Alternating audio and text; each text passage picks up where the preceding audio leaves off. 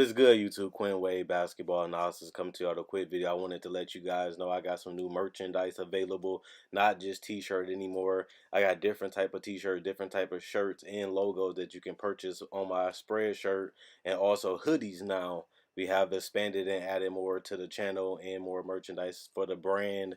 Thanks for supporting. It will be in the description and the links will be in the comment section below. Thanks for helping me and supporting the movement. Quinn Wade Basketball Analysis. I'm going. What is good, YouTube? Quinn Wade Basketball Analysis coming to with a quick video. I want to talk about the New Orleans Pelicans in my rebuilding series. I think this is going to be the last team that's potentially in the lottery before I have to cut it off, just because I done did basically every other team that can possibly get a lottery pick in that 15 to 14 range. And this is a team that a lot of people are starting to jump on the bandwagon. A lot of people know that they destined for some type of success. We don't know how they're going to turn out because we haven't seen the future. But this team has a lot of hype. This team is garnering a lot of respect. A lot of people is starting to think that this team has next in the Western Conference. And the Pelicans got their superstar player potentially and Zion Williamson. They won 28 games, and he missed over half the season, and they still had a chance to make a run for the playoff spot, as we don't know if they're going to continue the season or they're just going to start with the playoffs. But this team is interesting. They got pieces like Nikhil and Alexander Walker, a guy that can play multiple positions, a legitimate 6'5", 205, can play the point or the two, can be a distributor and a ball handler, but he also can rebound and score.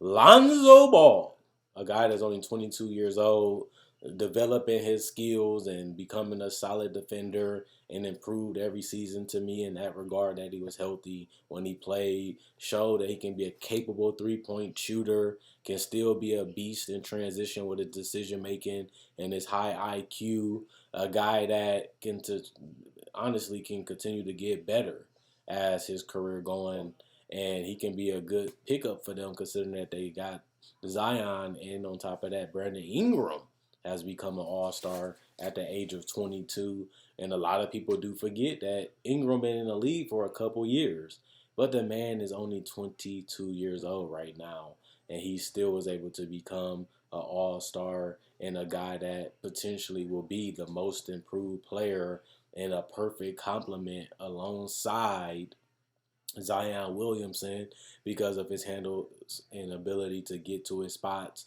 And he's a decent decision maker and passer for his position.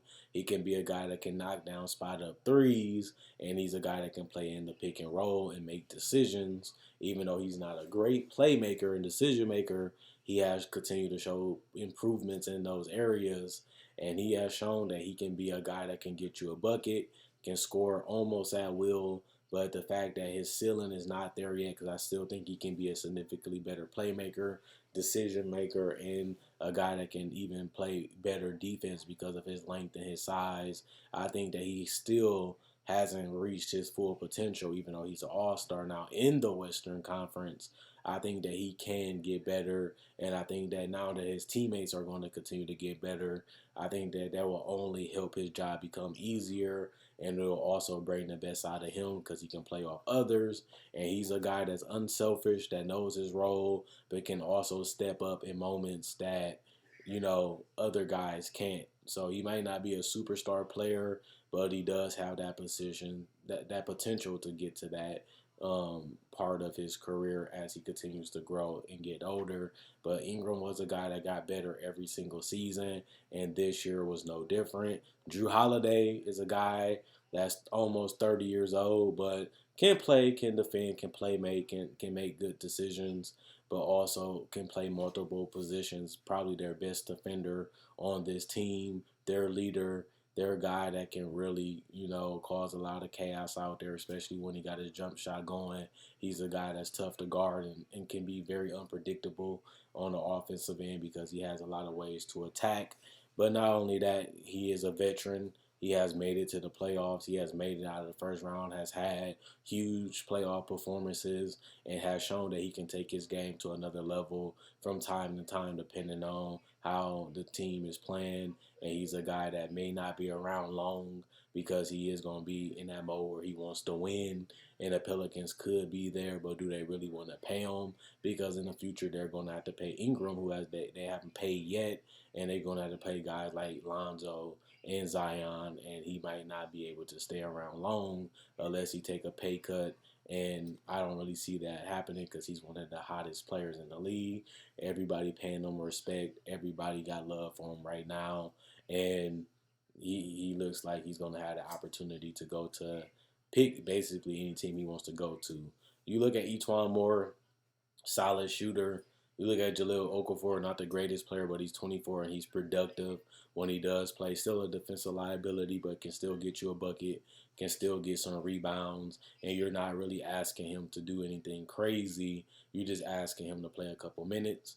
JJ Redick, a guy that has been on a winning team majority of his career, you can say all of his career, really caused a lot of chaos just because he can knock down threes. You always have to pay attention to him, and he started being able to knock down twos in his repertoire the last couple years.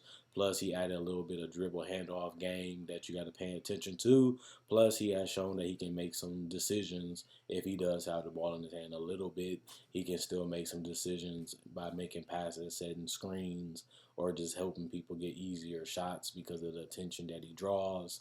You look at Zion, only 19 years old, coming in being a 20-point scorer right away, showing his strength, showing that he can literally be a power forward in this league that can really crash the boards, that can get to the basket, that can catch lobs, and a guy that you have to pay attention to because he will always be rolling to the rim. He's always aggressive when he does have the ball in his hands. And his post game was a lot better than I thought, but he's a guy that can become a better defender. He's a guy that can work on his free throws and, elevate his game. He's a guy that has potential to be a small ball center because of his 284-pound body, plus his athletic ability and his ability to cover a lot of space, make up a lot of ground, and his size to really throw off other guys coming at him. And it's going to be tough to finish over him, and it's going to be tough to get through him because of his strength. And Josh Hart was a guy they threw into the trade, but a lot of people around the league respect him as a player because he can defend, he can guard multiple positions, he can be a capable three-point shooter, and he can be a guy that can get you a bucket from time to time off the dribble, which is valuable in today's NBA, being a multi-skilled player, and he can do that. He might be a little older, but he's still young enough, and he's not a guy that really you have to break the bank for because he hasn't been great, but he has been a guy that I will want on my bench because he's a competitor and he can score the ball in multiple ways. Jackson Hayes is raw, 19 years old, showing that he can be a rim runner, a finisher around the basket, potential defender in that paint. And even though they drafted him a little early, he showed a little productive ability, showing that he is an NBA player. He has potential to be significantly better, and he's only 19 years old. And he showed that even though he's raw, he can be an impact player in this league in the future. And I like the fact that they picked him up because I like what he was bringing to the table this season. He could be a little dead offensively because if he's not dunking or getting the basket at the rim, he doesn't bring much to the table. Not the greatest free throw shooter, doesn't really have a jump shot, but he can run the floor, he can fill lanes, and he's a guy that doesn't need the ball to be effective, but he's a guy you have to pay attention to because he can get sneaky buckets.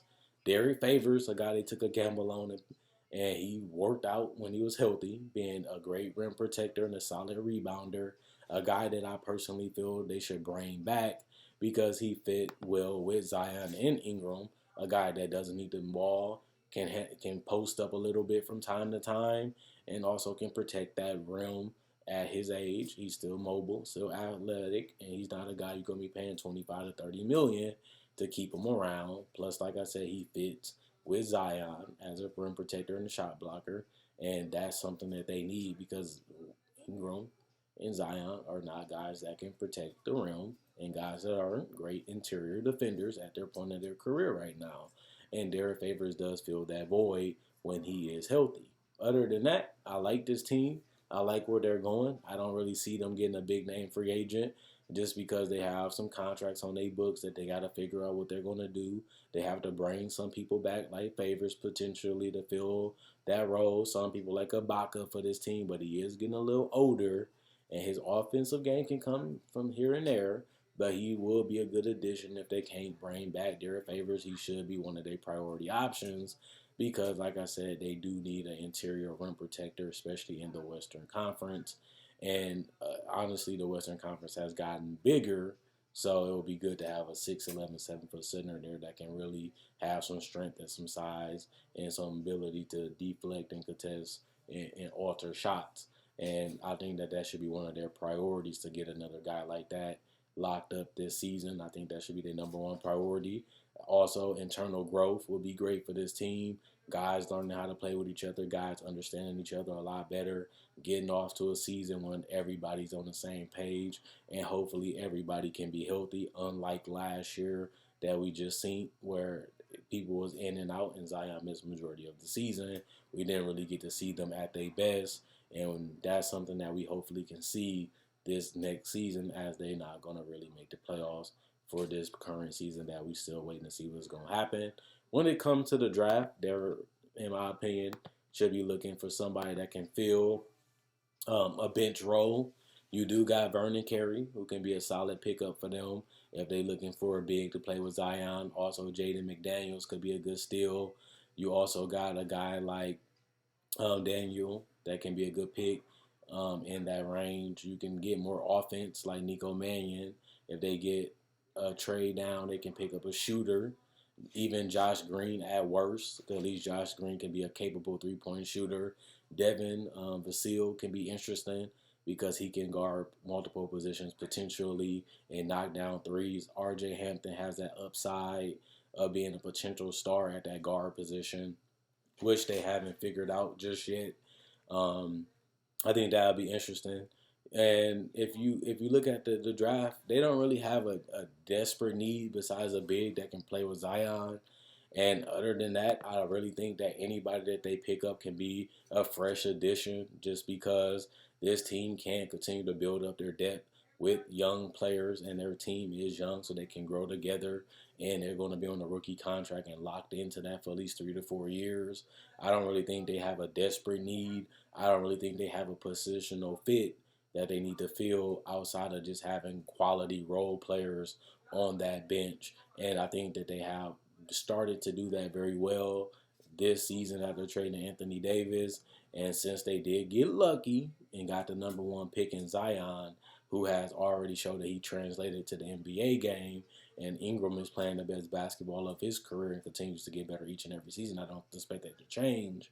I just want to see them build chemistry, build camaraderie, learn and trust and grow with each other, and just add some more pieces to their bench to make them a little bit more deeper, just in case they do, hit the injury bug or they do get to a position where they need other guys to step up and bring some type of effort and energy, especially on the defensive end. I think that should be their priority is finding two-way potential players or guard guys that can come in and know their role as a eighth, ninth, or potential seventh man off the bench.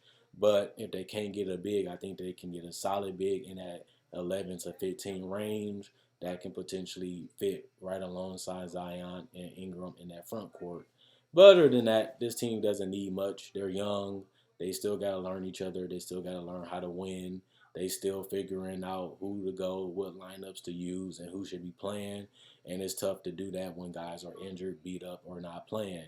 So the number one thing for them is chemistry, growth, and staying healthy. And if they can do those three things, they're going to have a chance to make it to the playoffs next year, especially if they can add another big that can protect the rim and play well with Zion.